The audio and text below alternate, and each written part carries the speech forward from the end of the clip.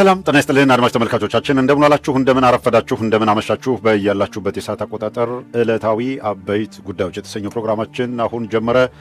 ከሰገነቱ ከማማው ላይ ሚኒሊክ ዛሬም ንጉስ ነው ፕሮግራማችን ጀምሯል። እስከ ፕሮግራማችን ፍጻሜ ድረስ ከኛ ጋር ቆዩ አድማጮቻችን። በትላንትናው ዕለት የተጠየቅ ፕሮግራም በሰዓቱ ሊቀርብ ባለመቻሉ ይቅርታ እንጠይቃለን። ከሰገነቱ ከማማው ላይ ነው እየተከታተላችሁ የምትገኙት። ቀሪውን ጊዜ ከኛ ጋር ቆይታ ስታደርጉ ውይይት የምናደርግበት ለእናንተ ያልተሰናዳነውን መረጃ የምናቀርብበት ርዕሰ ጉዳያችን ተሸንፎ የተባረረው የብአዴን አምስተኛ ረድፍ ሌላ ሙከራ የኦህዴድ የሽንፈት እርምጃና በአማራ ክልል የፋኖ የማጥቃት ግስጋሴ በሚል ርዕሰ ጉዳይ ቆይታ እናደርጋለን። በሁሉም ማዕዘን የማጥቃት እንቅስቃሴዎች ምን ይመስላሉ የሚለውን እንቃኛለን። አድማጮች ከኛ ጋር ቆይታ አድርጉ። የአብይ አህመድ አገዛዝ ወይም በሽመልስ አብዲሳ በኩል ደግሞ የአረመኔነት ተግባራቸውን ቀጥለዋል። ይህንን ፍጹም አረመኔነት የሚያሳይ ተግባራቸውና ለኢትዮጵያውያን በታሪካቸው አይተው የማያውቁትን ነውረኝነትና አረመኔነትን ስርዓታዊ በማድረግ እየቀጠሉ ያሉ አካላትን በደንብ በየጊዜው እያጋለጡ መሄድ ያስፈልጋል። በእውነቱ ይህንን አረመኔ ቡድን የገባበት ገብቶ በፍጥነት ተሸናፊ አድርጎ ለሰራ ወንጀል በቁሙ እንዲቀጣ ማድረግ ያስፈልጋል። እነዚህ ከየስርቻው ተጎትተው መውጣት ያለባቸው ብቻ ሳይሆኑ በእውነቱ በማንኛው መልኩ የጋዳፊን ዕጣ ፈንታ በስለት ያገኙት እንደሆነ በእውነት ፈጣሪ መረድቶት የኢትዮጵያ ሕዝብ እነዚህ ለዓለምም ማስተማሪያ የሆነ ቅጣት ሊቀጡ የሚገቡ ቡድኖች ናቸው። ዳግመኛ በኢትዮጵያ አይደለም በሰው ልጅ ታሪክ እንኳን በስልጣን በፖለቲካ ገጽ ላይ እንደው በስህተት መታየት ያለባቸው አካላት አይደሉ። ባለፉት 8 ዓመታት እንዴት ያለ ጭካኔ እንዴት ያለ አረመኔነት በኢትዮጵያ ሕዝብ ላይ እየጫኑ እንደሆነ እያስተዋልን መሄድ ይኖርብናል። ዛሬም አንዳንድ ማሳያ ቪዲዮዎች እንደዚሁ እናቀርባለን። ባለፉት ጊዜያቶች እንዴት ያለ መከራ እንዳጸኑ ስናነሳ እንደነበረ ይታወቃል። ሽንፈት ያጋጠማቸው ቁጥር የሚወስዷቸው እርምጃዎች ናቸው። ኦፍኮርስ እነዚህ ተነስተው ግን ይሄ ግስጋሴ ወደ ምን መቀጠል አለበት፣ ምን አይነት መልክ መያዝ አለበት የሚለውን አይ ቲንክ በደንብ መነጋገር ያስፈልጋል። የብአዴን አምስተኛው ረድፍ አከርካሪውን ተመቶ ከተሸነፈ በኋላ ጓዙን ጠቅልሎ ወደ ኦህዴድ ኪስ ውስጥ ለመግባት ከፋኖ ውስጥ ከወላለቀ በኋላ ተረፈ አምስተኛ ረድፍ በውጭም በውስጥም መኖራቸውን በተቻለ መጠን ጠቆም ለማድረግ ሞክረናል። ይሄ ተረፈ ብአዴን ሰሞኑን የአማራ ፋኖ ብሔራዊ ንቅናቄ ወይም አፋብንን አፈርሳለሁ የሚል እንቅስቃሴ ጀምሯል። መቼም ሙታን ይቅበሯቸው ብሎ መተው ስለሚያስፈልግ ትተን ነበር። በእውነቱ ሙታን ይቅበሯቸው የመጽሐፍ ቅዱስ ቃል ነው። እኛ ህልው የሆንን ሕያዋን ሙታንን ለማንዘላዘል ምን እናደርጋለን ብለን ነው የተውናቸው። እነዚህ ምንድነው ቀዝቀዝ ሲል የሚጨንቃቸው አካላት በየጊዜው አጀንዳ ለመፍጠር የማይቧጭሩት ነገር የለም፣ አልተሳካም። በጎንደር፣ በጎጃም፣ በሸዋ፣ በወሎ አንጃ ለመፍጠር ያልገቡበት ያላዩት መከራ ያላዩት ስቃይ ያላፈሰሱት ገንዘብ የለም። የሚፈጠር አንጃም የለም፣ ጠፋ። አንደኛው አንጃይተስ ዲስኦርደር ስትል ነበር። ከየት እንዳመጣችሁ ባላኩም በሽታውን። እነዚህ እንደዛ አይነት ነገር ናቸው። ከየት እንደሚያመጡት አላቅም። አሁን ብድግ ብለህ እንዴት አንዳንድ ሰው ልጅ እንደ ሰው የሚያስብ እንደው አእምሮ ያለው ሰው በዚህ ወቅት ይሄንን ሳደርግ ይሄንን በማድረግ ይሄ ኮንሲኩዌንስ ይመጣል ብሎ እንዴት ነው የማያስበው? በጣም ግራ ያጋባል። እና የነዚህን የአምስተኛ ረድፎች መዝረክረክ መቼም አሳጎርጓሪ ዘንዶ ያወጣል እንዲሉት ነው። ተሸንፎ የተባረረው የብአዴን አምስተኛ ረድፍ ሌላ ሙከራ በሚለው ርዕሰ ጉዳይ ላይ ዘርዘር አድርገን እንመጣለን። የኦህዴድ የሽንፈት እርምጃና በአማራ ክልል የፋኖ የማጥቃት ግስጋሴን በተመለከተ የምናነሳው ይኖራል። አሁንም ቆይታችሁ ከኛ ጋር ይሁን። ቀዳሚ የምናደርገው ከትላንት በስቲያ አንድ ርዕሰ ጉዳይ አንስተን ነበረ። የአብይ አህመድ አገዛዝ እነ ሽመልስ አብዲሳ እንደምታውቁት በቅርቡ ከረጅም ጊዜ በፊት በይፋ ተጋልጦ የነበረው የሽመልስ አብዲሳ ንግግር ሽመልስ አበራ ጆሮ ተርቆታል። ሽመልስ አብዲሳ ጆሮ ይሆንልኝ እንዳይል ደግሞ የለም ነው የሚባለው። ጆሮ ቢኖርማ ትሰማ ነበረ፣ ህዝብ አትሰማም። አንተ ጆሮ የለም። ሽመልስ አብዲሳ ለማንኛውም በሚስጥር ያደረገው ንግግር ነው። የሽመልስ አብዲሳ የሚስጥር ንግግር በደንብ በጥሩ ሁኔታ ተመልሶ ተተርኮ እንደ አዲስ ሰርኩሌት እንዲያደርግ ማድረግ ስለሚያስፈልግ ነው የተሰራጨ ያለው። ይሄንን በደንብ ማዳረስ ያስፈልጋል፣ በተለይ ከአዲስ አበባ አንጻር ስለሚነሳ። ሽመልስ አብዲሳ በዚያ ንግግሩ ላይ ምን የሚላለው ኮር ፖይንት እንደምታውቁት ደሊብሬትሊ ነው ዛሬ ማንሳት ያስፈልገው። አዲስ አበባን ኢረሌቫንት ስለማድረግ ያነሳል።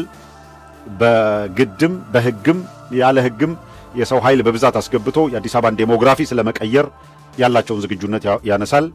ባህር ዳር ተሻግረው አማራውን ኮንቪንስ የሚደረገውን ኮንቪንስ ኮንፊውዝ የሚደረገውንም ኮንፊውዝ አድርገው የኦሮሞ ፖለቲካ ኃይሎች እናስከብረዋለን የሚሉትን ጥቅም እያስከበሩ ስለመሆኑ፣ አማርኛ ቁልቁል እየወረደ እየሞተ ነው ዝም በሉ ማለቱን፣ ትግሬውንና አማራውን ከሲቪል ሰርቪሱ እናጸዳዋለን፣ ለሶማሌው ለአፋሩ አዝነን ሳይሆን ይላል ራሱ ሽመልስ፣ እናንተ ዝም በሉ እኛ ምን አገባን ስለነሱ። ነገር ግን አማራውንና ትግሬውን ለመቀነስ ሶማሌውን፣ አፋሩን ወደ ብሔራዊ የሥራ ቋንቋ መሆን አለበት ብለን ወደ ሥራ ቋንቋ ማምጣታችን ከሲስተም ውስጥ አማራውና ትግሬውን ለማስወጣት ነው።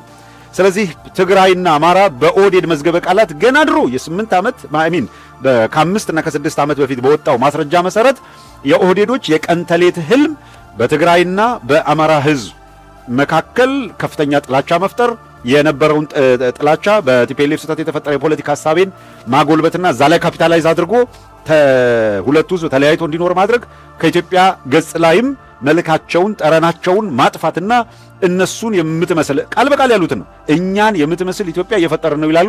የቀደመችው ኢትዮጵያ፣ ታሪካዊቷ ኢትዮጵያ፣ ጥንታዊቷ ኢትዮጵያ እኛን አትመስልም፣ የምትመስለው እነሱን ነው ብለው ሲያበቁ ያበቹ የምናምን ምናምን የሚል ጎሳ ከየት መቼ እንደተነሱ የሚታወቁ መቼ አዲስ አበባ እንደው አዲስ አበባ አይደለም የት ሽምብራ ኩሬ እነ ሞጆ መቼ እንደደረሱ የሚታወቁ አካላትን የአዲስ አበባ አድራጊ ፈጣሪ አድርገው ለማምጣት አዲስ ትርክት ለመፍጠር የሚያደርጉት ሙከራ አለ። ዞሮ ዞሮ አልቲሜትሊ ግባቸው ከቀናቸው በቀደም የሌንጮ ለታን ንግግርም ቀጥታ አሰምተናቸዋል። መፍትሄ የማይኖረው ከሆነ እኛ የኦሮሞ ሪፐብሊክ ነው ያለው እንመሰረታለን ያለው ሌንጮ ለታ በግልጽ ነው የመጣው። ሌንጮም ሽመልስ አብዲሳም አብይ አህመድም ባይዘው በይፋ ይናገሩታል። እነ አዳነች አቤቤ ራሷን በተለየ መንገድ የኢትዮጵያ ልዩ ጠባቂና ተቆርቋሪ አድርጋ የቀረጻችሁት ህገ መንግስት አለ እሱን ጠቅሳችሁ መሄድ ትችላላችሁ ነበር የምትለው። ለአዳነች አቤቤ መሄድ ትችላላችሁ ማለት ያንን እግሯ እያስቸገረ ተርፍ ይወጣባት የነበረን ኮንጎ የማስታወስ ያክል ቀላል ነው ለአዳነች አቤቤ። አገር መገንጠል ምናምን ብዙም ትርጉም የለው። ሰው የነበረበትን ሲረሳ ምን እንደሚሆን ከነሱ አይተናል። የዛሬ 5 ዓመት 6 ዓመት እየየ ሲሉ ሲያለቅሱ የነበሩ አካላት ታሰርን ተገደልን ተምናምን ሲሉ የነበሩ አካላት ቀን መጣ ብለው ወደ ቤተ መንግስት እግራችን ዱካችን ገብቷል ካሉ በኋላ ዓለም ላይ ተሰምቶ ታይቶ የማይታወቅ ጭካኔ በሰው ልጅ ላይ በመፈጸም የመጨረሻውን የአረመኔነት ተግባር ነው እየከወኑ ያሉት። ችን ታሪካዊት ሀገር ለማፈራረስ ቀን ከሌት እየሰሩ ነው። ሌላው ደግሞ ለማስጣል የሚያደርገው ጥረት በእነሱ ጭካኔና በእነሱ ለማፍረስ በሚሄዱበት ፔስ ወይም ብርታት ልክ አለመሆኑ አገራችንን ዋጋ ህዝባችንን ዋጋ እያስከፈለ እንደሆነ ግልጽ ነው። እነዚህ አካላት በሽመልስ አብዲሳ ንግግር ቅድም የጠቀስኳቸው እንዳለ ሆኖ አንድ ሌላ ኮር ፖይንት አለው የሚያነሳው። ያ ፖይንት ከዚህ በኋላ በየትኛውም ክልል ነው የሚለው ቃል በቃል ከዚህ በኋላ በየትኛውም ክልል ወይ ኦሮሞ የሆነ ወይ ኦሮሞ የፈቀደለት ብቻ ነው ባለስልጣንም የሆነው ነው። በዚሁ አጋጣሚ አንድ በጣም የሚገርም ነገር እዚህ ጋር አንስቼ ልለፍ። እንደምታውቁት አማራ ክልል መቼም የፈረደበት ህዝብ ሆኗል። እውነት ለመናገር በጣም እጅግ ይሄ የሀገር ባለውለታ ህዝብ የማንም አልፎ ሀጅ መጫወቻ ከሆነ ብዙ በርካታ ዓመታት ነው የተቆጠሩት። አሁን የከፋውና የባሰው ግን እንደ ቀንዳውጣ አይነት ለራሱ ክብር የሌለው ደጋግሜ አንስቼዋለሁ። ቀንዳውጣ አትሊስት ዛጎሉ በአንቀልባ ጫፍ ላይ ታስሮ እየተንኳኳ ህፃን ልጅ እንዲተኛ ያደርጋል። አይታችሁ ከሆነ አሁን የሚሰሩ ዘመናዊ የህፃናት መጫወቻዎች፣ እንዲተኙ ማድረጊያዎች ወዘተረፈ እላቸው ላይ በርካታ ድምፅ የሚያወጡ ዘለበቶች የታሰሩባቸው ናቸው። የእኛ እናቶች ህፃናት የሚያዝሉበትን አንቀልባ ጫፉ ላይ ትንሽ የቆዳዋን አንቀልባ ይተለትሏትና ዛጎል ያስሩበታል። የሚመስለኝ መጀመሪያ የእውነት ለመናገር ለውበት ለመልክ እንደው ሲታይ እንዲያምር ነው። ግን እነዚያ ዛጎሎች ዋነኛ ሚናቸው ውበት ብቻ አይደለም። በሚሄዱበት ጊዜ አዝለዋቸው በሚንቀሳቀሱበት ጊዜ አዝለዋቸው በሚፈጩ ጊዜ እነዛ ዛጎሎች እርስ በርስ እየተጋጩ በሚፈጥሩት ድምፅ አሁን ሪላክሴሽን ኤንድ ስሊፒንግ ክላሲካል ብለው የሚከፍቱት ነው። 24/7 መተኛት ስትፈልግ የምትከፍተው ክላሲካል ያስቀምጡልሃል። ማይንድህን ስቲሙሌት እያደረገ እንድትተኛ ይረዳሃል። የኛ እናቶች እንዴት በቀደመ እሳቤ ምን አይነት ህዝብ ነበረ የሚያሰኝ ነው ይሄንን የሚያደርጉበት። ሰዎች ቀንዳውጣ የምትባል ሰውዬ ህፃን ልጅ ለማስተኛም ለውበትም ይጠቅማል የሚባለውን ዛጎል የዛጎሉን ያክል ጥቅም የሌላት ሰውዬ እንዴት አይነት ድንቁርና የተጠናወታት እንደሆነ ፎቶ ያላችሁ ካለ ላኩልኝ። አውሮፓ ሂዳ ከተመስገን ጥሩነህ ሴቭ ያደረኩት መስሎኝ ነበረ ከአርካይቭ ላይ ስላጣሁት ነው። ከተመስገን ጥሩነህ አውሮፓ ሄደው ኤርፎን ሰጧቸው ማዳመጫ። ኤርፎኑን እንግዲህ በዚህ በጭንቅላት ላይ ነው አይደል የምታረጉት? ኤርፎኑ እንደዚህ ይመጣል እዚህ ጆሮአችሁ ላይ። ሰውየዋ እንግዲህ ቀንድ አውጣ እንደምታውቁት በመሃል ሞለል ብሎ ጫፍና ጫፍ ላይ ነው ሾል ሾል የሚለው። ከፊት እንደሆነ የሆነ ነገር ግንባር የሚመስል ነገር አላት። በአጋጣሚ እኮ ዝም ብላችሁ የምር ተኝታ ገለጥ አሁን ቤተሰብ ምናምን ሊሆን ይችላል። የተበላሸ ፓፓዬ ነው የምትመስለው እቺ ሰውዬ። በጣም ነውረኛ ቀንድ አውጣ የምትባል ሰውዬ ሹመት አጽድቅ ያለው አለች። የምን ሹመት? ምንድን ነው ይዘሽ የመጣሽው? ከመከላከያ ሌተናንት ጀነራል ጥጋቡ ይልማ የሚባልን ሰው የክልሉ ፖሊስ አዛዥ አድርጌዋለሁ። እንዴ የአብይ አህመድ አማራ ክልል የአብይ አህመድ የግል የፕራይቬት ካምፓኒው ማለት ነው። እንደፈለገ የሚቀልድበት እንደፈለገ የሚጫወትበት ቢሆንስ ከኦሮሚያ በላይ አማራ ክልልን ጢባጢቤ ይጫወትበታል አብይ አህመድ። እና ባይዘዌ በህግ ከወሰዳችሁት የአንድ ክልል ፕሬዝዳንት የትኛውም ክልል ፕሬዝዳንት ቢሆን በአክቲቭ ዲዩቲ ላይ ያለን መከላከያ ያውም የመከላከያውን ጀነራል ከተመደበበት የመከላከያ ጀነራልነት አንስቶ ወስዶ የክልል ምናምን ማድረግ አይቻልም። ስልጣኑ መብቱ የለው። የመከላከያው በህግ ከወሰዳችሁት የጦር ጠቅላይ አዛዥ ማን ነው? ጠቅላይ ሚኒስትር የሚለውን ስልጣን የሚይዘው አብይ አህመድ አሊ ነው። ኤታማዦር ሹሙ ብርሃኑ ጁላ። እያንዳንዱ ጀነራል በሃይራርኪ ታዛዥነቱ ለብርሃኑ ጁላና ለአብይ አህመድ ነው እንጂ ለቀንድ አውጣ ነው እንዴ? እቺ ቀንድ አውጣ ይሄንን ሰውዬ በደብዳቤ ሹሚ ብለው አዘዛት። ፊርማዋን አስቀምጣ እኔ ነኝ ሹመት የሰጠው ትላለች።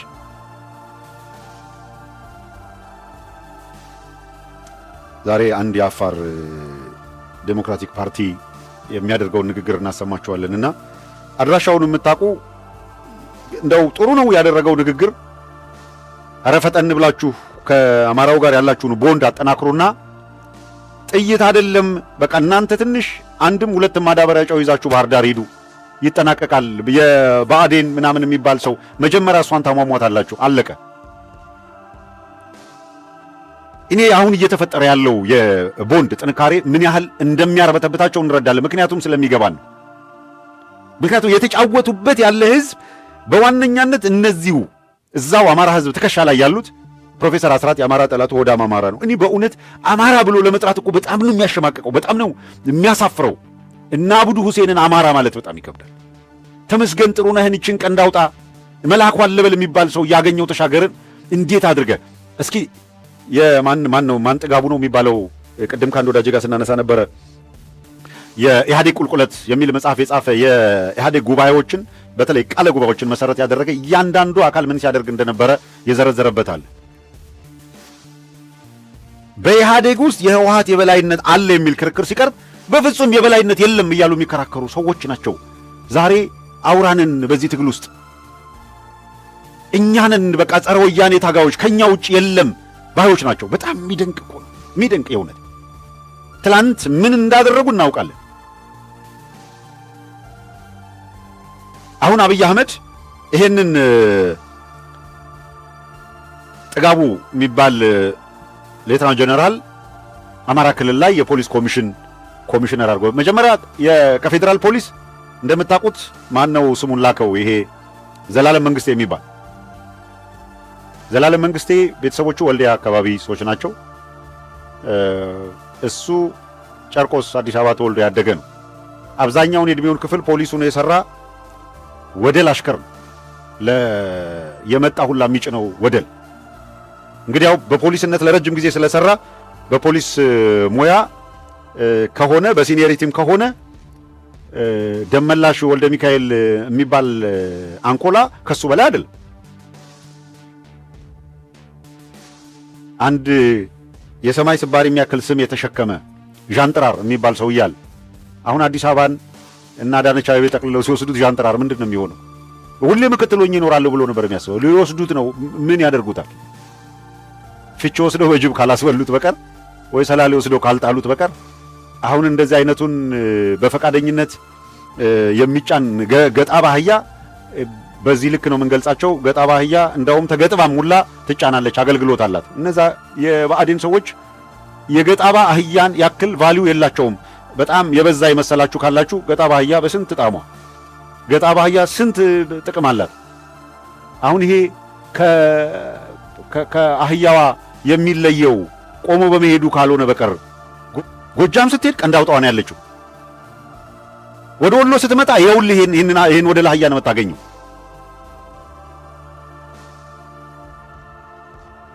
ጎንደር ስትሄድ አገኘው ተሻገር የምትባለን አረቄ ነው የምታገኛት። ኡዞማ በጣም አሪፍ ነው እንደውም ይላሉ። በሻይ በምን ይቀጠቅጡታል።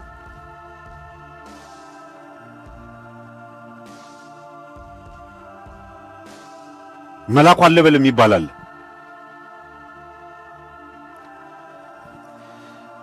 እንዴት ከየት ነው ያገኟቸው? ከየት ነው ፈልገው? ተመስገን ጥሩነህ የሚባልን ሰውዬ ከየት ነው ፈልገው ያገኙት? አሁን ደግሞ ሌላ መጡ። ይኸውልህ እቺ ቀንድ አውጣዋ ከመከላከያ ውስጥ ይሄንን ሹመት ስጪ ብለው አዘዟት። አማራ ክልል አምጥቷል። አንድ ወባ ነው ሌተና ጀነራል ጥጋቡ ይልማ የሚባል አንድ ወባ አማራ ህዝብ ላይ ደግሞ አምጥተዋል። የመከላከያ የጤና ምናምን መምሪያ ኃላፊ ሆኖ ረጅም ጊዜ ሰርቷል። እና ወባ ሊከላከል ነው ወይ የመጣው አማራ ክልል? ለአንድ ወዳቼ እንደዛ ስለሆነ አማራ ክልል ፖሊስ ኮሚሽን አድርጎ ያመጣው የጤና ባለሙያውን ወባ እንዲከላከል ነው፣ ጸጥታ እንዲያስከብር ነው በመሰረቱ። ራሱ ሰውየው ስታዩት ወባ የሚመስል የአማራ ክልል ፖሊስ ኮሚሽነር አድርገውታል። ጥጋቡ ይልማይል ጥጋቡ ወባ ነው። ይሄንን አሽከር ደግሞ ፈልገው አምጥተውታል። ምን እንደሚያደርግ እናያለን። በዚሁ አጋጣሚ ወደ 5 የሚጠጋ ሰው አናግረዋል። ስጠይቅን አብይ አህመድ አማራ ክልል እንላካችሁ ብለው ከመከላከያ ጀነራሎች መካከል የተወሰነ አነጋግረዋል። እዛ ላይ ትክክል ትንሽ ጠንከር የሚለው ቢጫ ወባ ነው መሰለኝ። ቢጫ ወባ ጠንከር ትላለች። ይሄ ቢጫማ አርጉት ምንም፣ ግን በቃ አማራ ክልል ላይ አንድ ወባ አምጥተውበታል ለህዝቡ ኮሚሽነር አድርገው የፖሊስ ኮሚሽነር አድርገው። እሱን ለማለት ነው የፈለኩት። መከላከያ ጡረታ የወጣ የመከላከያ አባል ከሆነ ጡረታ ወጥቷል። የለም የክልሉ በራሱ አቅም ካለው ይሄንን ሰውዬ አምጥቼ እዚህ ቦታ ኃላፊነት ልስጥ ይችላል። በጡረታ ይወጣ ሳሌ ጀነራል ተፈራ ጡረታ በነበረበት ጊዜ ሹመውታል። ጀነራል አሳምነው እንደዛ ሹመት ተሰጥቶት ሄዷል። ኃይሉ ጎንፋ ኦሮሚያ ላይ ሄደዋል ምናምን። ይሄ በጡረታ የነበሩ አመራር ላይ ያልነበሩ አካል አክቲቭ ዲዩቲ ላይ ያለን የመከላከያ ሰው ግን አብይ አህመድ ነው የሚሾመው። አማራ ክልል ፖሊስ ኮሚሽን አድርጎ የሾመው አብይ አህመድ ነው። ዘላለም መንግስቴን ቀንዳውጣ ከፌደራል ፖሊስ ና አንተ ታስፈልጋለህ ብላ ጠርተው አይደለም። ከፌደራል ፖሊስ ወዴዶች ሂድና አማራውን አስገብር ብለው ላኩት። ተንከባለለ ይሄ ድቡልቡል ተመልሶ ሄደ። አሁን መልሰው የፌደራል ፖሊስ እዛው ወደ ነበረበት ቦታ ላይ ተመለስ ብለውታል። እሱ ቀንዳውጣ ናት አሁን እሱን ያዘዘችው። እንዴት እንደሚጫወቱ በህዝብ ጀስት እንድታቁት ያክል ነው ይሄንን ለማንሳት የፈለኩት። ሌላው የሰሞኑ ቀልዳቸው አይጠገብም። እንደምታውቁት እንድ ወዳጄም አሁን ሲለኝ ነበረ ከኤርትራ ላይ አሰብን ለኢትዮጵያ ከኤርትራ አሰብን እናመጣለን። እሺ ከኢትዮጵያ ያለ አዲስ አበባ እንወስዳለን። አሁን እንደዚህ ያለ በዘራቸው አይድረስ የሚባለው አይደል? ለኢትዮጵያ ህዝብ አሰብን እናመጣልሃለን፣ አዲስ አበባን እንወስድብሃለን።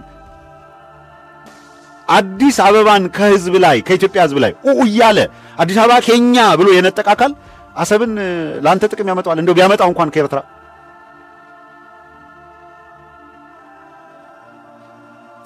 እዚህ ጋር ጌታቸው ትክክል ነው ምናምን ልል ነበረ። ልቶ የጌቾን ዛሬ አይ ቲንክ ብዘላት ይሻላል መሰለኝ ጌቾ። ምክንያቱም እንደምታውቁት ዛሬ ቦሄ ነው። ትንሽ ከአብይ ቢያ ምናምን ትዝ ካለው ዳቦ የቆረሰ ሲሰጥ ይዘለውና ደግሞ ሲያለቅስ ይውላል እንጂ ዛሬ ቦሄ ስለሆነ ዳቦ የቆረሰ አይደል ለጌታቸው ረዳ ቁራሽ ዳቦ በእጁ የተሰጠው ምናምን የሚሄድ እንደዚህ አይነት ራሳቸውን ያዋረዱ ከንቶች ናቸው እንደምታውቁት።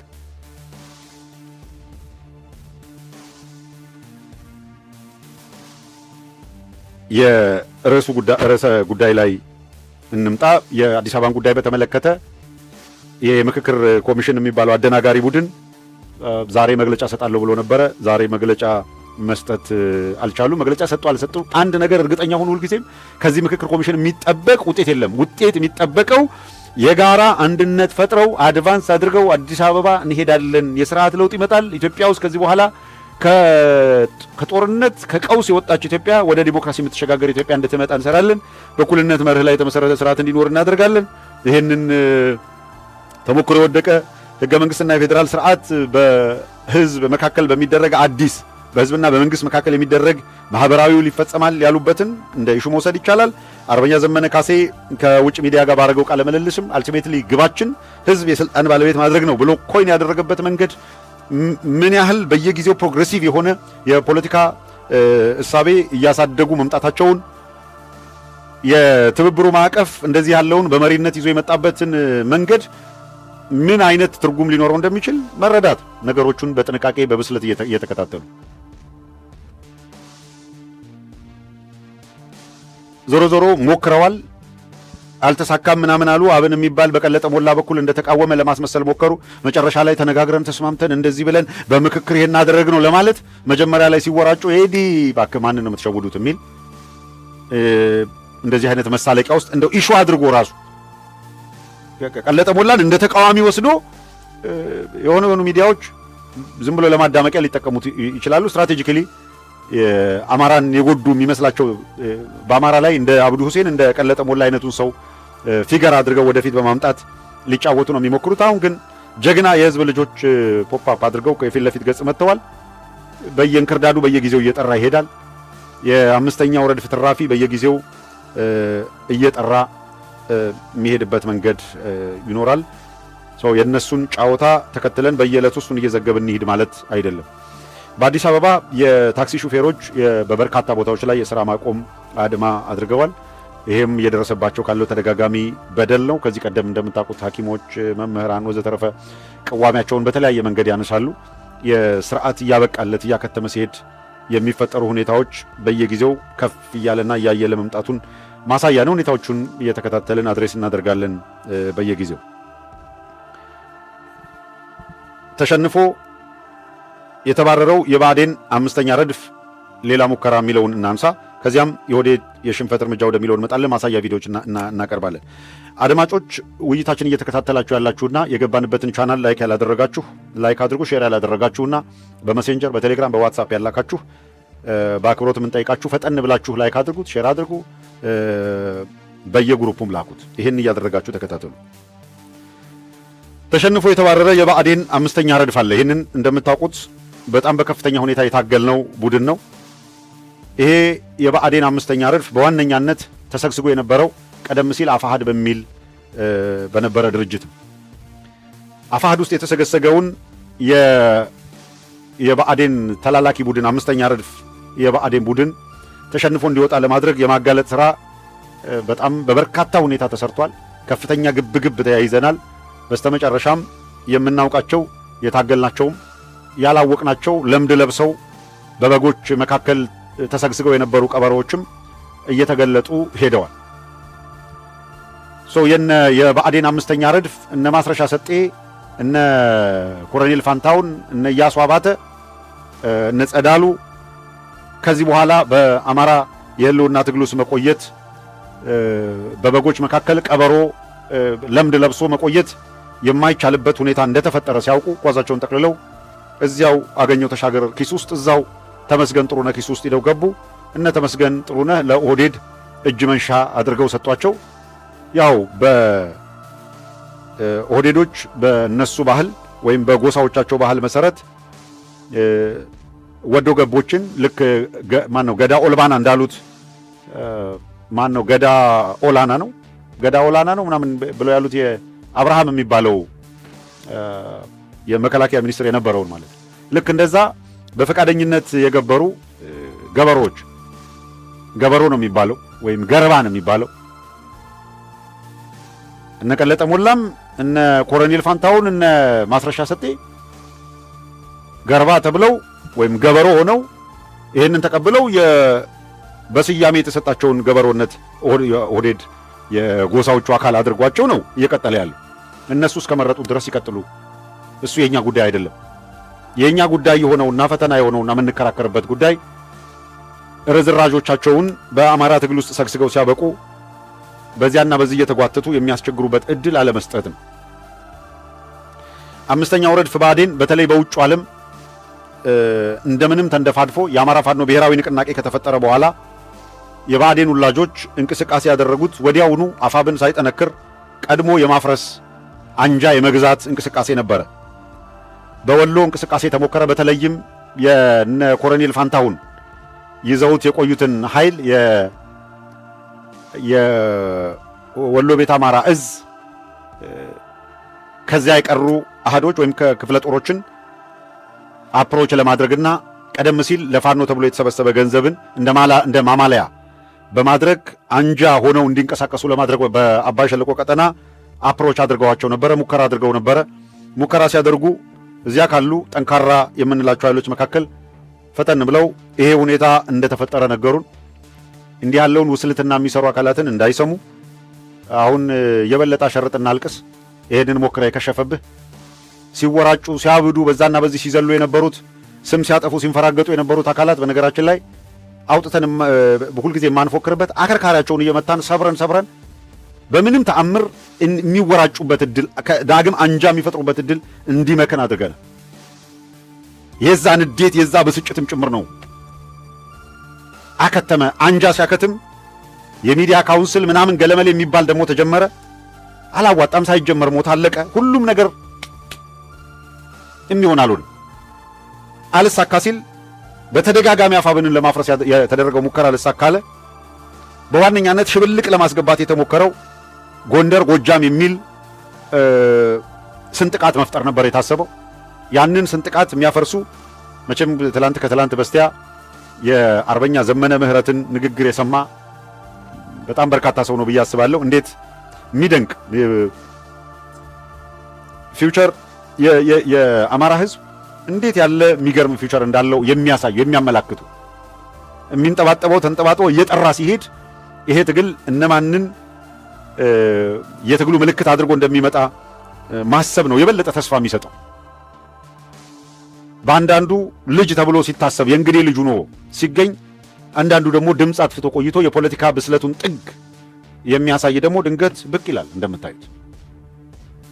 እናም ብአዴኖች አዲስ ስልት አይደለም የቀየሱት፣ ነባር ስልት ነው። ነባር ስልታቸው ደግሞ የአማራ ፋኖ ብሔራዊ ንቅናቄ የተመሰረተው በሻቢያ ፈቃድና በወያኔ ፈቃድ ነው። ወያኔ ናት የመሰረተችው፣ ሻቢያን የመሰረተው የሚል ነገር ነበረ ዘመቻው። በዛ መንገድ አንድነቱ እንዳይፈጠርና አፋብን ገና ከጅምሩ እንዲፈራርስ ለማድረግ የተደረገው ርብርብ አልተሳካም።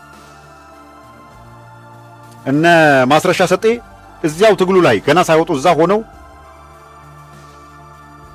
መሰል ቅስቀሳዎች በማድረግ ራሳቸው የተለየ ታማኝና ሂሮ፣ ሌላው ግን ተላላኪና አሽከር ለማድረግ ሞከሩ። በወቅቱ የፋኖ አንድነት ባልተፈጠረበት፣ ሴንትራል ኮማንድ ባልተፈጠረበት፣ አንድ ወጥ ድርጅት ባልተፈጠረበት ከሌሎች ጋር ለመጣመር የሚደረግ ሙከራ የራስህን ቤት ሳታቆም ያንተ ቤት በሰንበሌጥ ነው። ቤቱን አስቀድሞ በብሎኬት የሰራው ጋር ሄደህ የሰንበሌጥ ቤት ይዘህ ለድርድር የምትቀርብ ከሆነ ባርጌኒንግ ፓወር የለም። መጀመሪያ ውስጥህን አጠናክር።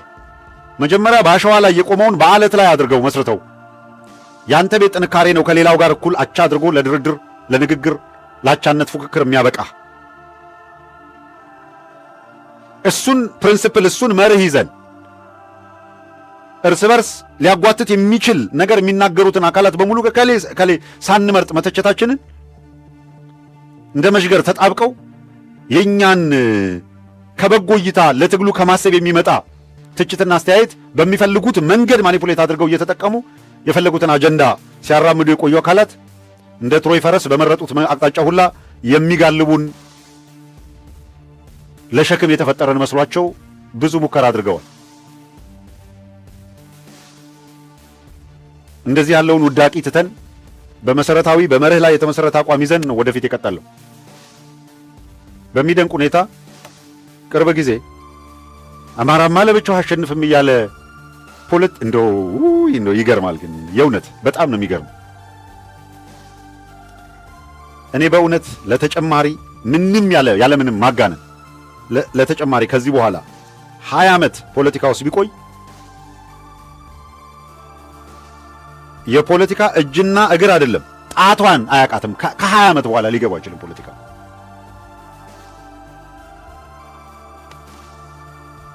አማራማ ብቻውን አያሸንፍም ወዘተረፈ ምናምን ሲል የነበረ ሰውዬ አማራ ከትግራይም ካሉ ኃይሎች ጋር ከቤኒሻንጉሉም ከሶማሌውም ከአፋሩም ከማናቸውም ጋር በጋራ የህልውና አደጋ ውስጥ ከገባ ጋር በጋራ እሰራለሁ ሲል ደግሞ እንዴት በጋራ ይሰራል? ራሴን ችዬ ቆማለሁ ሲል አይ ለብቻውም አያሸንፍም። ማነህ አንተ የስነ ልቦና መርማሪ ያደረገ?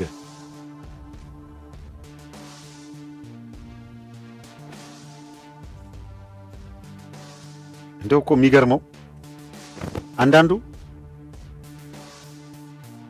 ብለው ከሰሙት ያለማቋረጥ 3 ቀን ማውራት ይፈልጋል። ግን ፍሬ ያለው ነገር አንድ የምታጡበት ማለት አንድ ፍሬ ያለው ነገር የታዘለ ሰው የከተማውን ርቀት አያውቁም አሉ። ታዝሎ የኖረ ሰው ርቀቱን መቻቅ አዛዩ እንጂ የሚያውቀው የከተማውን ርቀትም ክብደትም።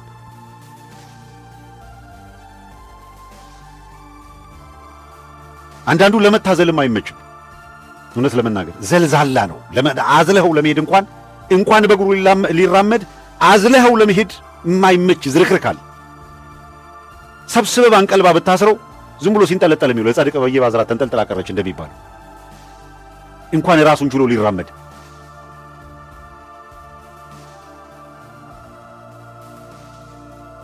አንድ ሰው አንድ ነገር አትሊስት እንዴት አይመርጥም? የሐሳብ ለውጥ ሲኖር ደግሞ እንዲህ አይነት አመለክ አልን እኮ እኛ የውስጥ አንድነት በሌለበት ከሌላው ጋር ጥምረት ለመፍጠር መንቀሳቀስ ፋይዳ ቢስ ነው፣ ትርጉም የለውም፣ ልክም አይደለም ብለን እኮ ተነሳ። ይህን ማድረግ ትክክል አይደለም ብለን እኮ ተቃውመናል።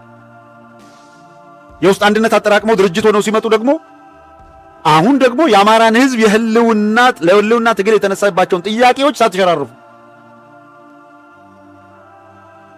የኢትዮጵያን የግዛት አንድነት ለማስጠበቅ የኢትዮጵያን አንድነት ለማስቀጠል እና ኦህዴድ የሚባል ኃይልን አሸንፎ ለመውጣት የሚያስችላችሁ ግን ጥንቃቄ የተሞላበት የአማራ መሰረታዊ ጥቅም ላይ መሸራረፍ የሌለበት ጥንካሬ ፈጥራችሁ ተጓዙ። ይሄ ነው የሚያዋጣው።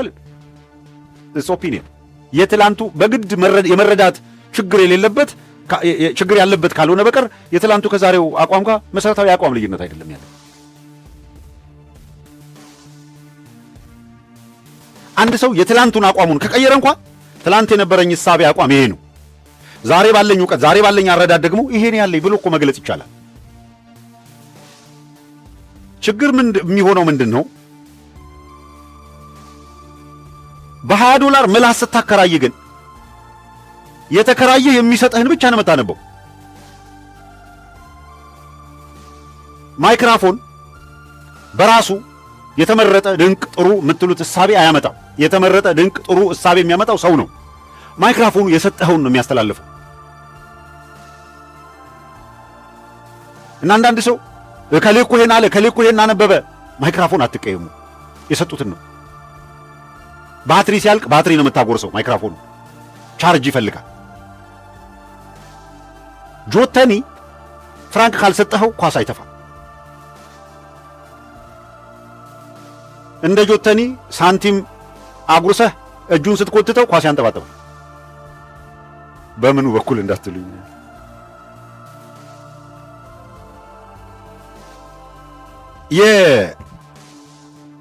የአማራ ሕዝብ ትግል ዝም ብሎ የሆነ አልፎ ያጅ የሚጫወትበት ዘመን አብቅቷል። መሪ ድርጅት ወልዷል። በመሪ ድርጅቱ ይመራል። መሪ ድርጅቱ የባለገ እንደሆነ የተሳሳተ እንደሆነ ደጀን ህዝቡ ያርቀዋል። የሁላችሁ ፋክቱን መነጋገር ስላለብን አፋብን ከተመሰረተበት ጊዜ ጀምሮ መጀመሪያም በጽናት አማራ ድርጅት እንዳይኖረው አማራ እንዳይደራጅ ራሱን ችሎ እንዳይቆም በአንድ በኩል ጠርዝ ረግጠው ብሔርተኝነት ነው እንደ አማራ መቆም የሚል አቋም ይዘው አመድ ዘራፍ ይሉና ባልተደራጀ ሁኔታ አማራው በተንተን ብሎ ሲመጣ ደግሞ የአማራ አክተር ሆኖ ኪሱን ማጠብ ይፈልጋል። ይሄ ዘመን አበቃ። አማራ ተደራጀ፣ ራሱን ችሎ ቆመ። የማንም ጥገኛ መሆን ሳያስፈልገው እደግመዋለሁ። በነገራችን ላይ ከፍተኛ የምንላቸው አመራሮች በአፋብን ውስጥ ከፍተኛ የምንላቸው አመራሮች መካከል በኋላ ያገላለጽ ስህተት መሆኑን ያገላለጽ ስህተት የኛ ሳይሆን የነሱ ያገላለጽ ስህተት መሆኑን የተረዳ ነው። ጉዳዩን ምን ለማለት ነው የሚለውን ፐርሰናል ጠይቀን የተነተኑበትን እና ያስረዱበትን መንገድ ስናውቅ ነው። ታዲያ ይሄን ለማለት እኮ የተጠቀማችሁት ወርድ ትክክል አይደለም። ከሌላው ጋር አብሮ ማይሰራ ከሆነ የሰፈር ሽፍታ ይሆናል የሚል አገላለጽ ትክክል አይደለም። ሌላው አካል ከኔ ጋር ካልሰሩ የሰፈር ሽፍታ ነው የሚሆኑት ብሎ እንዲያስብ ነው የሚያደርገው። ይሄ ልክ አይደለም፣ አገላለጽም ልክ አይደለም። what does it mean? ይልቅ ይሄ ደግሞ እንግዲህ የአነጋገር የወርድ ስህተቶች ማናችንም በተለያየ ጊዜ የምናመጣው ተመልከቱ። አሁን በእርግጠኛነት የምናገረው የአማራ ፋኖ ብሔራዊ ንቅናቄ ከሌሎች ጋር የጋራ ጥምረት ፈጥሮ ካውንስል ፈጥረው የካውንስሉ ሊቀመንበር ሌላ ሆኖ ከፋኖ የተወከለው አካል ምክትል ቢሆን ሌላ ቢሆን ይኸውላችሁ ይኸው ሁልጊዜ ሁለተኛ ይኸው ነበረ። ከትችት አታመልጥ። አሁን ፋኖ ያለው ጥንካሬ አቅም በትጥቅም አክቲቭ የሆነ ትግል ውስጥ ያለም መሆኑ አጠቃላይ የማስተባበርና የሂደቱ መሪነት ሚና መወጣት አለብን የሚል አቋም ይዘው ትብብር እንፍጠር የሚሉት አካላትን ይሄንን ኮንቪንስብል ነው እንቀበላለን ብለው ተቀብለው ሲመጡ መጥተዋል ተብሎ ደግሞ ሲገለጽ አይ እከሌ ስልጣን ስለሚፈልግ ነው። አያችሁ፣ እንደዚህ አይነት ጃርቶች ከሰውነታቸው ላይ ሾህ የማይጠፋ እድሜ ልካቸውን በሄዱበት መዋጋት የሚፈልጉ አንድ ቀን ላባ የሌላቸው ሲኮሰኩሱ የሚኖሩ የጭቃ ውስጥ እሾሆች አሉ። ማንኛውም ነገር ላይ መናደፍ ብቻ። እነዚህ አካላት እነዚህ ክፋት የሚያስቡ አካላት ማንን የትግል ቦታ መግዛት እንዳለባቸው ያውቃል። ልመለስና ወደ ፖይንቱ አፋብንን ከጅምሩ ለማፍረስ የተደረገው እንቅስቃሴ አንጃ በመግዛት ነበር። ጎንደር ላይ አንጃ ለመግዛት ጥረት ተደረገ። የትኛውን ክፍለ ጦር የትኛውን ብርጌድ እንዳነጋገሩ እነማንን ያናገሩ እንደነበረ እኮ እናውቃለን። በስም መጥራት እንችላለን። ማስረጃ ማቅረብ እንችላለን። አልተሳካም። ጎጃም ላይ እስከ ዛሬ ድረስ እስከዚች ደቂቃ ድረስ ለዝናቡ ኳዝ ነው አይደለም። ዝናቡ ከሚዲያ ጋር ያለው ኢንጌጅመንት ቀነሰ ስላደረገ እና እዚህም እዛም የሚወሩ የተለያዩ ነገሮች ስለነበሩ በዚህ መንገድ ዝናቡን አፕሮች ብናደርገው የሚል እሳቤ ልፋታቸው ድካማቸው ቀን ከሌት አንጃ ፍለጋ ነው። ዝናቡ በጎጃም ካለው የአማራ መዋቅር በማናቸው መልኩ ቢያፈነግጥ ከባህር የወጣ አሳ ነው የሚሆነው። የዝናቡ ህይወት በባህር ውስጥ እስካለ ድረስ ራሱን ከባህር የምንላችሁ ህዝቡን ነው። ባህር የምንላችሁ ትግሉን ነው። ባህር የምንለው ወንድሞቹ ናቸው። ይህን ጠንቅቆ ያውቃል። ስለዚህ ጎትተው ከባህሩ ሊያወጡት ሲሞክሩ አልወጣም ብሎ እምቢ ስላላቸው ነው። ጎጃም ላይ አሻግሬ ባየን ሞከሩ። አንድ የሻነው የሚባል ልጅም አለ እንደምታውቁት፣ በደንብ ጠንካራ ልጅ ነው። በነበራቸው ቅርበትና ግንኙነት ሞከሩት። አባከናን አላቸው። እንዳውም አሁን ባለው መዋቅር እንደምታውቁት በአመራርነት ገብተው አልቋል። ጎጃም ላይ አትሞክሩ፣ ከዚህ በኋላ ተዘጋ ፋይሉ ተባለ። ደግሞ ሸዋ ተራወጡ። ሸዋ በዚህ ኢንጂነር ደሳለኝን በዚህ መከታው ጋር የሆነ ስንጥቃት ለመፍጠር ያልተደረገ የለም፣ አልተሳካም። ወያኔ እኮ በተለየ መንገድ ጠላት ያደረገችው የሸዋ አማራን ነው። አንዳንዶቹ እኮ እኛ ነው የነገርናቸው። መለስ ያለውን አምጥተን ኢንተርቪውን አምጥተን ስንለው ይሰሙና አብረው ኑረን እኮ እናውቃቸዋለን። የተባለውን መድገም የሚቸገሩ ሰዎች እኮ ናቸው አሁን ተንታኝ ሆነናል ብለው ፈተና ሊደቅኑ የሚሞክሩት ማለት ነው። ጌታዬ የዝንብ ዕድሜ ለ100 ዓመት ቢረዝም ማራት ሰራ ያው ቆሻሻዋን ነው የምትሸከመው። 100 ዓመት ብትጨምርላት ተፈጥሮዋ ቆሻሻ መሸከም ስለሆነ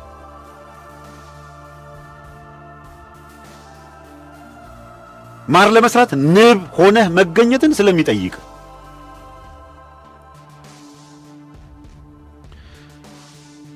ግራ ያጋባችኋል። አንዳንድ ጊዜ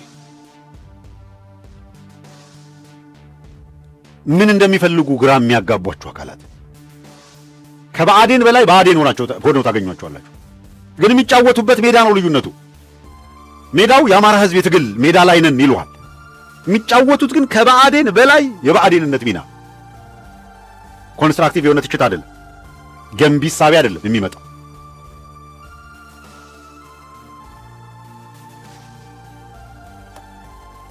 ሸዋ ላይ አይ ወያኔ እኮ ዋና ጠላቴ የሸዋ አማራ ነው ብላለች። ስንት ጊዜ ደጋግመን ተናግረን ነው። ወደ ስልጣን ከመምጣታቸው አስቀድመው የተናገሩትም ንግግር በማኒፌስቶአቸውም ለ6 ወርም ቢሆን ያስቀመጧት፣ ከዛ በኋላ ሐሳቢዋን ይዘው የተነተኗት፣ ከዛ በኋላ የሕገ መንግስቱ አካልና ናሬቲቭ ያደረጉበትን መንገድማ ተነተን ነው።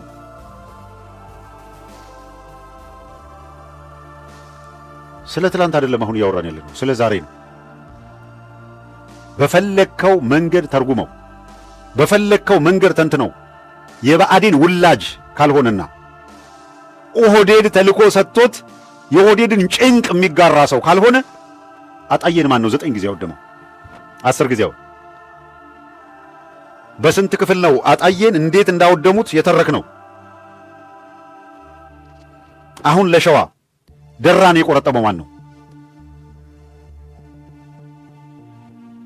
የራስ መኮንንን ሐውልት ሐረር ላይ ያፈራረሰው ማን ነው? በ27 ዓመት ውስጥ የራስ መኮንን ሐውልት ፈርሷል። በሚገባቸው ልክ ፕሮሞት አልተደረጉም ካልሆነ በቀር የራስ መኮንን ሐውልት እናፍርስ የሚል ነበር። የአጼ ምኒልክን ሐውልት እናፍርስ የሚል ነበር።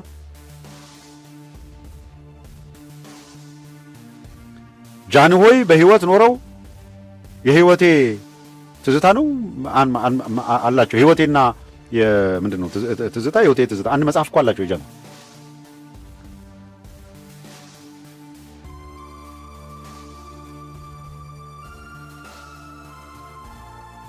መኮንን ወልደ ሚካኤልን መኮንን ጉዲሳ ብለው በሐውልት ሰርተው አንድ የሆነች ጎዶሎ ሰውዬ ሚዚየም ጋር አቁመዋል። ማን ናቸው? ራስ መኮንን። ኧረ የአድዋው ጀግና ራስ መኮንን ሐረር ላይ ገንብላችሁ የጣላችሁትን እዚህ ጋር አምጥታችሁ ከየት ነው ያመጣችሁት? ይሄንን ጉዲሳ ሚልስ ስም ከየት ነው ያመጣችሁት? እንደሱ ነው ታሪክ የሚል በቃ የነሱ መዝገበ ቃላት ይሄ ነው፣ መውሰር ነው። ካራቆሬን፣ አጣዬን፣ ጀዋሃን ማን ያወደመው?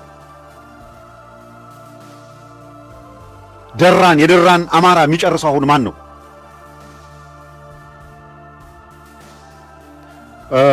አውራ ጎዳናን ታፔላ ተክሎ የኛ ነው እያለ ያለው ማን ነው? አዲስ አበባ አሁን የኛ ነው። የአጼ ዳዊት ከተማ አናቅም፣ የአጼ ምኒልክ አናቅም፣ የአጼ ቴዎድሮስ የአጼ የእቴጌ ጣይቱ አናቅም የሚለው ማን ነው? ጥያቄ ማን ነው? አሁን ከኦሮሞ ፖለቲከኞች በላይ ለሸዋ ሕዝብ ኢሚዲየት ዴንጀር አለ ወይ? ልንገር፣ በዓለም ላይ የለም። ለሸዋ ሕዝብ ከኦህዴድ የከፋ ጠላት በዚህ ወቅት የለውም። ትላንት ሕዝባችንን ጠላት ብለው የተንቀሳቀሱ አካላት ጠላት ብላችሁ መንቀሳቀሳችሁ ዋጋ አስከፍሎናል ብለናቸዋል። ልጨምርና ልንገርህ፣ ፕሮፌሰር አስራት ወልደየስ የአማራ ጠላቱ ማን ያሉት? ሆዳም አማራው ነው። ይኸው የአማራ ጠላቱ ሆዳም አማራው ነው። መጀመሪያ ይህንን የተሰገሰገ ሆዳም ነው ልክ ማስያዝ ያለብን። በተአምር ልንረሳው ማንችለው እነ ይታገስ እሸቴ ሞገስ ነው። ለዛ ነው ዊ ዲዘርቭ ፍትህ የምንለው። እነ ጌታቸው ረዳ እነ ጻድቃን ሂሳብ እናወራረዳለን ብለው መጥተው ተፋልመዋል። ቲፒኤልኤፍ ሸዋ ድረስ መታለች። በዛን ጊዜ ለደረሰው ውድመት ሁሉ ከዚያ በፊት ለገጠመን ነገር ሁሉ የሽግግር ጊዜ ፍትህ መጥቶ ተጠያቂነት ይመጣል። ይህንን ኮምፕሮማይዝ ካደረግክ ከማንም ጋር ልትቆም አይገባም። ይህን ኮምፕሮማይዝ እንዳታደርግ ነው። አሁን ግን 98% ኦርቶዶክሱን ቲፒኤልኤፍ በሚባል ኃይል ያን ጊዜ ሰርቷል በተባለ ስህተትና የቀዳሚ ጦርነት ላይ ባደረገው ውድመት አሁን ዘኢንታይር ጠቅላላ ኦህዴድ የሚባለው አድቫንቴጅ ወስዶ ያጥፋን ወይ? 120 ሺህ አባወራ ትላንት ነው እኮ ያፈናቀሉት። የአማራ ቤተ መቅደስ የአማራ መስጊድ እያሉ እያፈረሱ እያቃጠሉ እኮ ቀጥለዋል። ጌታዬ ለአማራ እነዚህን 1 2 3ቱን መደዳ በየተራ ከዚህ እንጀምርና ከመጀመሪያው ከ33 እንጀምር።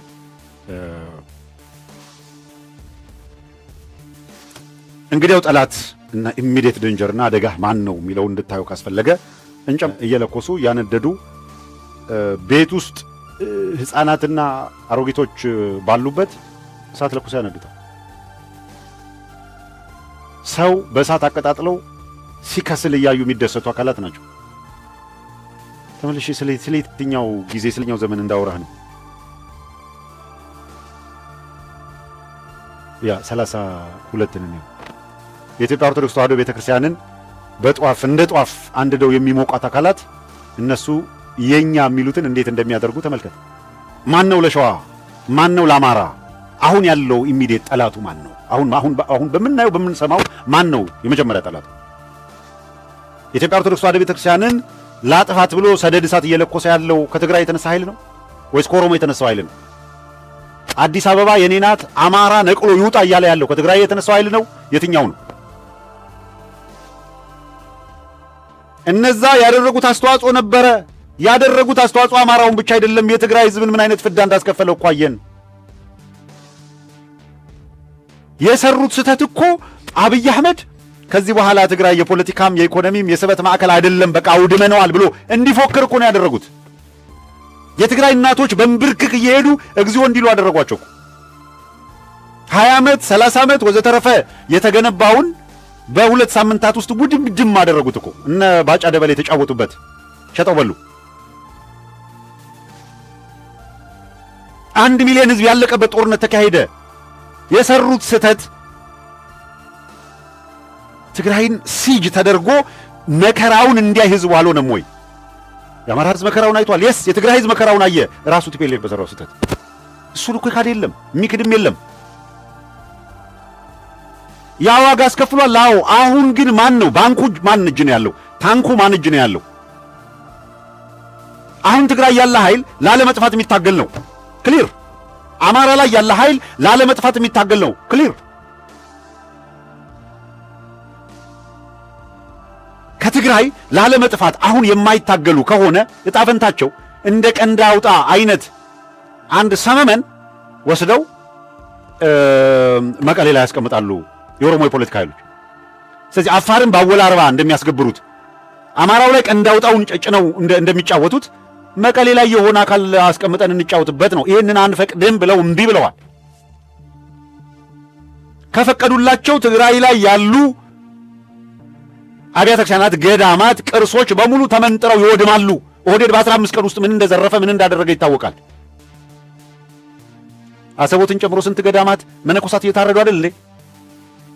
ኦህዴድ ትግራይ ላይ ኃይል ካገኘ፣ መቀሌ ላይ ኃይል ካገኘ መነኮሳት ይታረዳሉ፣ ቅርሶች ይወድማሉ እያልን እኮ ነው ያለን። አማራ ክልል ላይ ስንት አብያተ ክርስቲያናት በመድፍ መቱ። ስንቱን በቀድሰው ሲወጡ እኮ በጥይት አረር አቃጠሉት። እነዚህ ናቸው ኦሮሞ የፖለቲካ ኃይሎች። ትግል እየተደረገ ያለው ከነዚህ ጋር ነው። ትላንት እነዚህ ሰዎች አጥፍተዋል፣ ትላንት በድለዋል። አዎ ዛሬ ነው እያወራን ያለ ነው። አይ ይሄማ ጽምዶ ነው ምናምን ነገር ይልሃል ማለት ነው። 26ን አምጣልኝና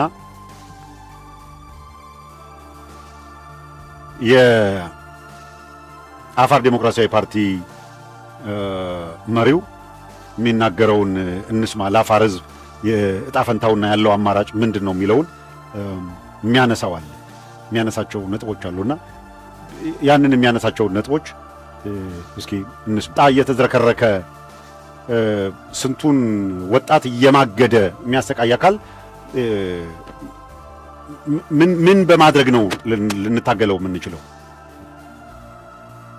ሪሊ ማን ነው ጠላት? አሁን ባለው ሁኔታ ማን ነው ጠላት? እስኪ ማገዶ የሆኑ እነ አብይ አህመድ ደግሞ ከእሱም ሰማል። አንድ በቀዳሚ ጦርነት ጊዜ በሰሜኑ የመጀመሪያው ጦርነት ጊዜ በጣም ፌመስ ሆኖ የነበረ እና በጣም እጅግ የሚያሳዝን አንድ ሕፃን ልጅ በጣም ሕፃን ወስደው ማግደውት የዛ ሕፃን ልጅ ንግግር እንዴት ከማንም ሰው ህሊና የሚወጣ አይደለም። ለአብይ አህመድ ለምን ዓላማ ምን ለማግኘት አሁን ተጸጸትኩኝ ይላል አይደል? አብይ አህመድ በቀደም ብሎ ነበር። ጥቁር ጠባሳ ነው የጣለው እንደዚህ ነው ያለ። ሌላ ጦርነት እየተዘጋጀ እኮ ነው። ያለፈውን ጥቁር ጠባሳ ነበረ ይላል። አሁን አማራው ላይ ያልተቋረጠ ጦርነት እያደረገ ነው። እኔ እኮ ደግሞ ስልጣን ላይ ያሉት እንደ ጦጣና ዝንጀሮ በየጫካው በየወንዛውንዙ መዞርን እንደ ትልቅ ነገር ነው የቆጠሩት። ተው አትምጡ ተብለው ተንደርድረው የመጡት አካላት እኔ እኮ እስኪ ይዋቸው የብርሃኑ ጁላን ወጣት የሚፈጽሙት መከራ ፈተና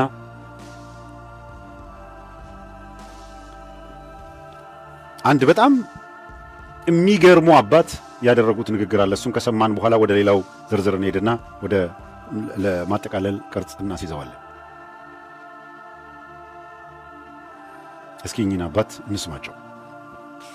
ክልል የሚባለው ስም ቀርቶ በራስ አገዝ የሚመራ ከተማ ሲኖረን ነው። ድሮ አባቶቻችን እኮ አዲስ አበባ ራስ አገዝ ነበር፣ ጋምቤላ ራስ አገዝ ነበር፣ አሰብ ራስ አገዝ ነበር። የራስህ ከተማ ማለት ነው። ራስ አገዝ ማለት ራሷን በራሷ የምታስተዳድር ማለት ነው። እኔ ባህር ዳር ሂጅ ቦታ ስጠኝ ብለው አሁን ተኮምበልሻ መታይልም የራሴ ክልል እንኳን አዲስ አበባ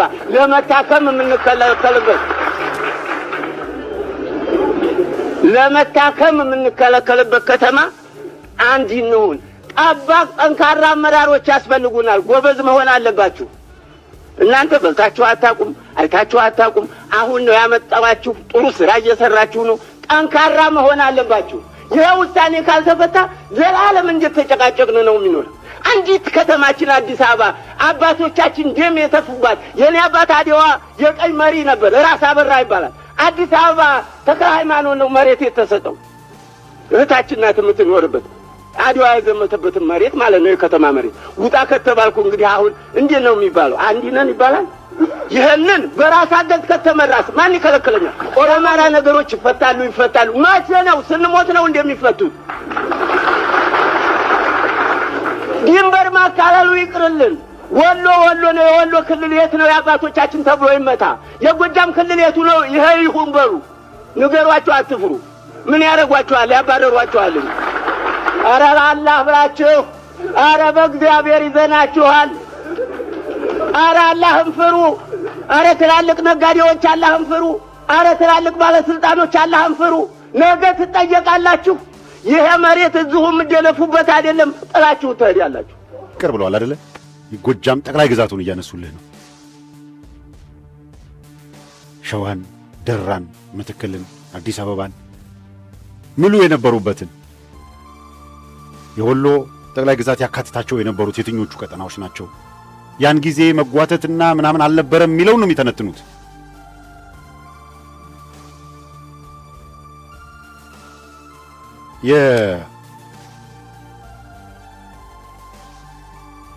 አሁንም ሰብሰብ ለማድረግ ተሸንፎ የተባረረው የብአዴን አምስተኛ ረድፍ ሌላ ሙከራ የማፍረስ እንቅስቃሴ ነው፣ የመናድ እንቅስቃሴ ነው ብለን የጀመርነው ኦህዴድን ክፋቱን አሁን ባለው ሁኔታ ትግራይ ላይ ጦርነት፣ አማራው ላይ ጦርነት፣ ሌላ አዲስ አበባ እንደምታዩት ነው፣ በሃይማኖት ላይ እንደምታዩት ነው። በሁሉም መስክ በፈለገው መንገድ ይተርጎም። አሁን ለአማራ ሕዝብ ከኦህዴድ የሚከፋ ጠላት የለውም። ሌላ ጠላት የለውም አላልኩም። ጠላቱ ነው ጉዳት ያደረሰበት የለም አላልኩም። ከኦህዴድ የከፋ ጠላት ግን የለውም፣ በውስጥም በውጭም።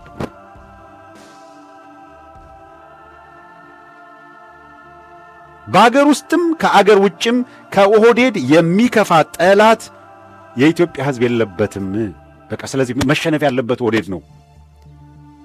የትግራይ ሕዝብ በአሁኑ ወቅት ከኦህዴድ የከፋ ጠላት የለበትም። እነሱም እዛ ድምዳሜ ላይ ነው የደረሱት። የአፋር ኃይሎች እያሉ ያሉት ይሄ ነው። የአፋር ኃይሎችም ለአፋር ሕዝብ አሁን ከኦህዴድ የሚከፋ ጠላት የለም ነው እያሉ ያሉት። ለአዲስ አበባ ከኦህዴድ በላይ ጠላት አላት ወይ?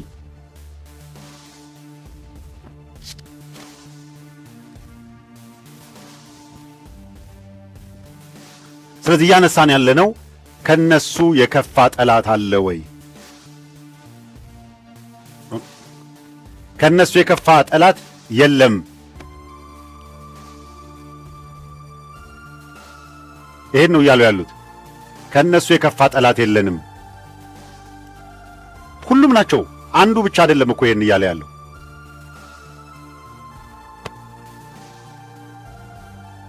አንደኛው አካል ብቻ ሳይሆን ሁሉም ነው እያነሱ ያሉት። ከኦህዴድ የከፋ ጠላት የለንም እያሉ ያሉት። ያ ማለት ምን ማለት ነው? አሁንም ቢሆን ደጋግመንም ቢሆን ማንሳት ያለብን መነጋገር ያለብን ጉዳይ ቢኖር ከሁሉ በላይ መነጋገር ያለብን ጉዳይ ቢሆን ይሄ ነው። ለምሳሌ ከዝግጅታቸውም ከምንም የተነሳ በሕዝብ ላይ ከባዱን በደል፣ ከባዱን አደጋ፣ ከባዱን ፈተና ያደረሱት የትኞቹ ናቸው? ከዚህ በፊት ስለደረሰ ነገር እያወራን አይደለም። ከዚህ በፊት ስለመጣብን መከራ፣ ስለመጣብን ፈተና አይደለም እየተነጋገረን ያለ ነው። እያነሳን ያለ ነው ኦህዴድ በከፍተኛ ሁኔታ አሁን የአገሪቷን ሕዝብ ለመከራና ለጭንቅ ዳርጓል። ከዚህ አካል ጋር የሚደረግ ማናቸውም ግንኙነት በሕዝባችን ላይ መከራ፣ ሰቆቃ እያመጣ ነው እየተነሳ ያለው ይሄ።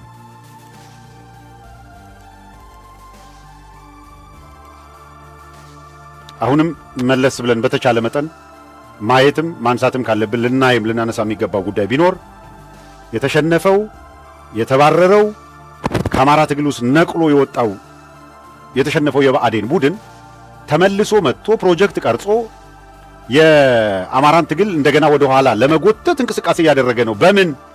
በምንድን ነው እንቅስቃሴ እያደረገ ያለው? ፈልጎ አንጃ መፍጠር አቅቶት ቀረ። በጎንደርም በጎጃምም በሸዋ ድርጅት እፈጥራለሁ የሚል እንቅስቃሴ አይፈቀድም፣ አይቻልም ተብሎ በር ተዘጋ። በጎጃም ይሁን በጎንደር ይሁን በየትም ይሁን አንጃ መፍጠር አይፈቀድም፣ ለአንጃ ዝግ ነው ተባለ። አሁን እየተራወጡ ያሉት አንጃ ፈጠራው አልሳካ ያላቸው አካላት ሞክረው የከሸፈባቸው አካላት ነው እየተራወጡ ያሉት። ከሰሞኑ ደግሞ ምን ለማድረግ ነው እየተራወጡ ያሉት እነዚህ አካላት? በፋኖ ስም አንድም ስም ዝርዝር ሳይጠቅሱ እከሌ የሚል ነገር ሳያነሱ የፋኖ አባላት ለአፋብን ማመልከቻ አስገቡ። የምን ማመልከቻ ነው ያስገቡት? አይ ያስገቡት ማመልከቻ ከዚህ በኋላ በምናምን ጉዳይ ብለው እንደዚህ ብለው ይሄንን አድርገው ማመልከቻ አስገብተዋል። የት? ለማን ነው ማመልከቻ የገባው? እንዴት በሚስጥር ለእናንተ ነገሯችሁ? ማመልከቻ አስገብተው ከሆነ ቼክ ለማድረግ ሞከርን። ምንድን ነው የሚፈልጉት እነዚህ አካላት? ማመልከቻ አገቡ የሚል መግለጫ አጽፈን እናግለበልባለን ያሉ አካላት እየተጠቀሙ ያሉት ከሰሞኑ ያው እየተከታተላችሁ ነው መቼም ሄደው የሚንጠላጠሉት ሰም ካይንድ ኦፍ ግሩፕ የእስክንድር ስም ላይ ነው የሚንጠላጠሉት። እሱ በስሙ ማናቸውም አካላት የፈለጉትን ሲሸቅጡና ሲነግዱ ራስን መከላከል አልከላከል ማለት አንድ ነገር ነው። ይሄንን ብዙ መስዋዕትነት እየተከፈለበት ያለ ትግል ግን የእሱን ስም ተጠቅመው ሸቀጥ ሲያራግፉበት ግን ትክክል አይደለም። ካልፈለገው ነገርየውን ካልፈለገው ልክ አይደለም። ታሰረ፣ እንደዚህ ተባለ፣ ሞተ፣ ተሰቀለ፣ ተፈለጠ፣ ተቆረጠ ምናምን ሲሉ ከዚህ በፊት ያው ሪፒትሊ ነው እየመጡ የሚጠቀሙት ሁልጊዜ የሌላ አይደለም፣ የእሱን ስም ስፔሲፊካሊ። እነዛ አካላት የሚገርሙኝ ወዳጆቹ መሆናቸው። ጠላቶች ቢሆኑ እኔ ከኔ አንዱ ያጨቃጨቀን ይሄ ወዳጆቹ ነው። ዕለት ከዕለት ከአንተ ጋር የሚገናኙ ሰዎች አንተ ምንም ባልሆንክበት የሆነ ነገር ሆነ ብለው በሚሉ ጊዜ ለምንድን ነው ዝም የምትለው? ሳቅባቸው፣ እንደዚህ በሏቸው። ለነሱ መልስ አልሰጥም። ትግሉ ግን እየተጎዳ ነው። እርግጥ አሁን ሰሚ አግኝተው አጀንዳ የሚያደርግ ሞከሩ። አንድ ሰሞን የሆነ ነገር ባይዘዌ እግዚአብሔር አያድርገውና ክፉ ነገር እንኳን ቢያጋጥመው፣ መጥፎ ነገር ቢያጋጥመው ማንም ሰው በቃ አጋጠመው ብሎ አይወስድም። አሁን ለምን በየጊዜው ይሄ የቀበሯ ታሪክ አለ አይደለ? ልጆች ይመጡና ከአንድ እረኛ ቀበሮቹን ማነው በጎቹን ቀበሮ ጨረሳቸው ይላል። ተራራ ላይ ወጥቶ ህዝቡ ግር ብሎ ይሄዳል። ሲሄዱ የውሸት ነው፣ ይስቃል እሱ። ተደጋገመ። አሁን ሰው ሰለቸው፣ ምንም መስማት አይፈልግም። አሁን እየወጡ የሆነ ነገር ባሉ ቁጥር የእውነት ችግር ቢያጋጥም እንደለመዱት እየቀደዱ ነው ብሎ ነው ዝም የሚለው። ስለዚህ ለማንም ብሎ ሳይሆን ለራሱ ለማንም ብሎ ሳይሆን ለትግሉ ሲል ኖ በእኔ ስም አትሸቅጡ፣ በእኔ ስም አትነግዱ። ለሌላ ጉዳይ ይብዛ የሚነስም 20 ሰው ይኑር 30 ሰው እኔ ለክብርም ለምንም ይመጥናል ብዬ አላስብም። ለሆነ ጉዳይ በአንድ ሰዓት 2 ሰዓት በማታ በቀን ምናምን ቲክቶክ ላይ ጎትተው የሚያመጡት አካላት አይ ትግሉን የሚያውክ ነገር የሆኑ አካላት በስም እያደረጉ ነውና ይሄ ነገር ልክ አይደለም ብለው ለምን አያመጡት? ለሌላ አጀንዳ የሚያመጡት። አይ በአማራ ትግል ውስጥ ማህት ጃርት ነው ያለው እሾኩን መነስነስ የሚፈልግ።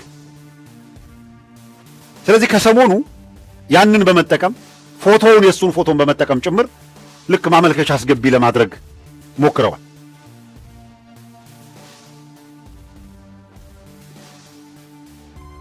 በተለያየ መንገድ ያው ሁልጊዜ እጅ ያጠረው ነው አይደለም የሚገዛ። እንደምታውቁት እጃቸው አጠር ያሉትን ለመግዛት በዚያና በዚህ ሩጫ ይደረጋል። አንዱ ባለ ሀብት